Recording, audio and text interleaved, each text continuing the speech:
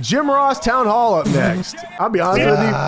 I'm a kick back here. I ain't write a single fucking thing because I knew I ain't write a single fucking thing for this.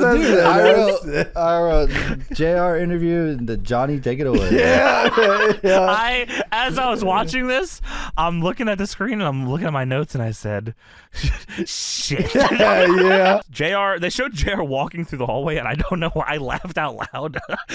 He gets his walking to the ring segment. Yeah.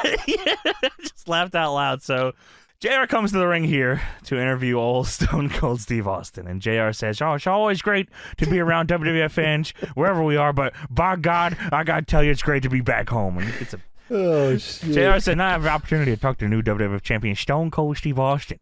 And I think there are questions that need to be answered. I think you deserve an answer. And without further ado, I'd like to introduce you to the Stone Cold Steve Austin. And here comes Stone Cold Disturbed theme. He's got the Austin 316 shirt with the... Tell him, Tony. He's fucking spitting that shit. Austin fucking chucks the belt like he doesn't give a shit. I love that. He doesn't care at all. He's got the red skull on the back of his shirt. He's looking fucking He chucks sweet the here. belt, which is, I mean, the angle is that he is obsessed with the belt. Yes, well, don't worry about that part. Maybe that's one of the questions I'll ask him. But why'd you chuck that belt there, son? You know, why don't you shut the hell up over there? Why'd you let old Stone Cold answer the questions here? So Austin gets in the ring, and JR is immediately just shaking his head. And they stand there, and Austin stops JR from asking him the question so he can hear the crowd. And then JR starts asking him some stuff. He says, well, there's a lot of things I'd talk to you about in private that hadn't been made possible. And it's not about me and about you, but there's a lot of questions, Steve, you should answer. And the first question is the most obvious, is why? Why, in God's name, have you aligned yourself with Mr. McMahon, a human being that I know in your heart you have despised more than anybody? And Austin looks at him. He says, oh, well, that's a pretty simple answer. It's an insurance policy, Jim. Stupid. How stupid are you? I'm Stone Cold Steve Austin. And the crowd boo, boo, yeah. I said I'm Stone Cold Steve Austin, and I said I'm Stone Cold Steve Austin. And Austin stops. Rocky. Austin stops and looks directly into the hard cam, which I also think is added into his Titantron in the video games. That's cool. The shot of him staring up at the hard cam, fucking awesome. I just made the single biggest comeback in the history of our business, and I might add, a successful one, I might add. And did you think I was stupid enough to roll into Mania without an insurance policy? I'm in my backyard, Houston, Texas. You look at me when I'm talking to you. You think I'm going to take a chance on being a loser? Yeah, I do too. No, sir. Vince McMahon is his insurance policy, and he will continue to be so in the future. JR says, all right. Okay. But Steve. That's fine. But yeah, that's fine. Okay. But Steve, don't you feel any remorse, Steve, for turning your back on the millions of fans around the world? Austin says, I really don't appreciate the response I'm getting right now. Why would I have remorse for anything, Jim? They're booing him, chanting Rocky. When did Stone Cold says, when did he become a hero? I didn't say I want to be a hero. I didn't say I want to be these people's hero. You ever hear Stone Cold say that? When do you hear Stone Cold say, yeah, I'm Stone Cold and I care about the WWF fans? You never hear me say that, have you? And you sit there behind your stupid little desk every week and you go, rattlesnake, the rattlesnake. Hello, Jim. I come out here and say DTA. Don't trust anybody.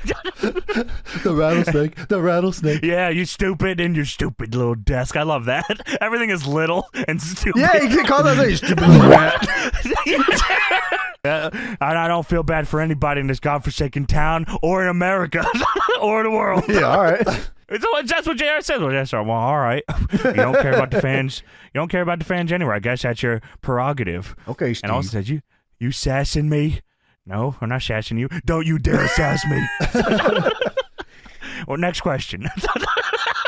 You stood in the ring right next to a man, Triple H, that orchestrated the most elaborate conspiracy to run you down like roadkill with the thought in mind to put you out of WWE forever. How could you all of a sudden be an ally to Triple H?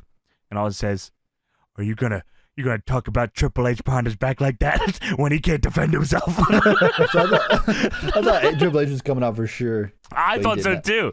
You're going to talk trash about Triple H and well, I just asked, shut up. When I talk, you listen, shut the hole in your face. If that man was sick enough to run over Stone Cold with a car, wouldn't he want to side with him too? That's crazy. That's the most insane logic I've ever heard. This guy tried to kill me. Don't you want to be on his side? Steve, what the fuck are you talking about here, son? This is crazy. What if I shoot you with a fucking gun right now? You just want to be on my side because I could kill you, Steve? Don't test me. Shut that hole in your face. Shut up. He said, well, listen, if you want any more answers out of Stone Cold about that question, then you'll have to beat it out of me. And I said, oh no. You understand what I just told you? And JR said, well, I heard you, Steve. I heard you. And Austin, oh no. Well, look at you. Your little cowboy hat, your little glasses, your stupid little belt buckle. Look at me. You look like he's slapping shit off his head. He's slapping his glasses off. Your stupid glasses.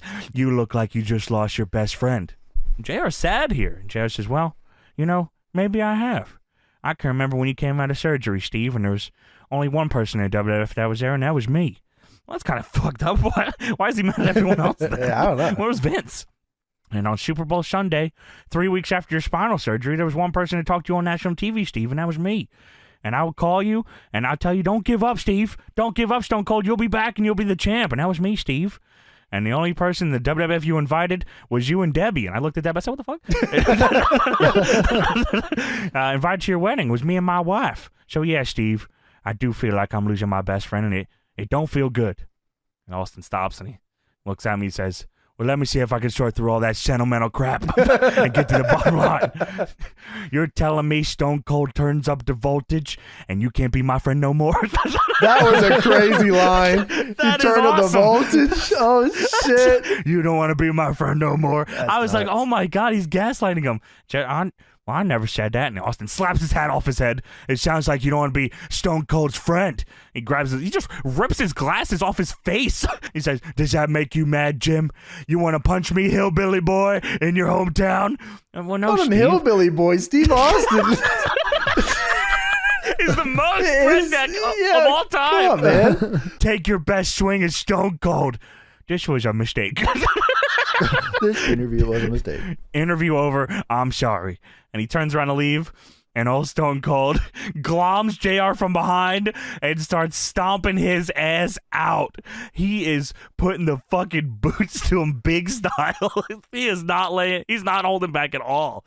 Just fucking him up. Stomp after stomp. And then Vince is heard on the mic. Oh, stop it! Hey, you stop that! You stop that, Austin! What are you thinking? What are you doing, Austin? What are you doing? That's your best friend, and you're taking it easy on your best friend.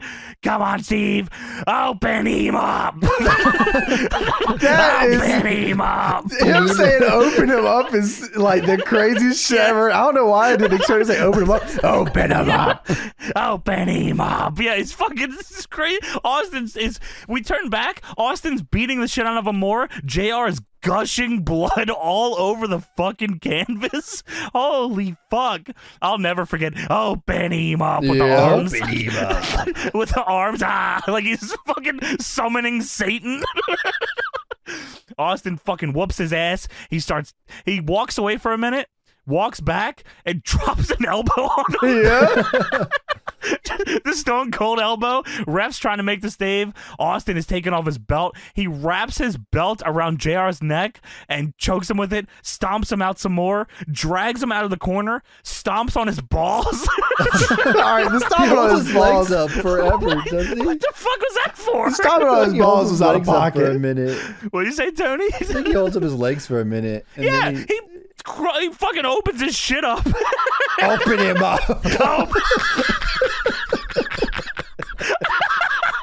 Open him up. Open him up. Stop on his balls. And then he gets on top of JR, squishes the WWF title into his face. And that's it. And then they show Triple H and Stephanie watching and laughing backstage.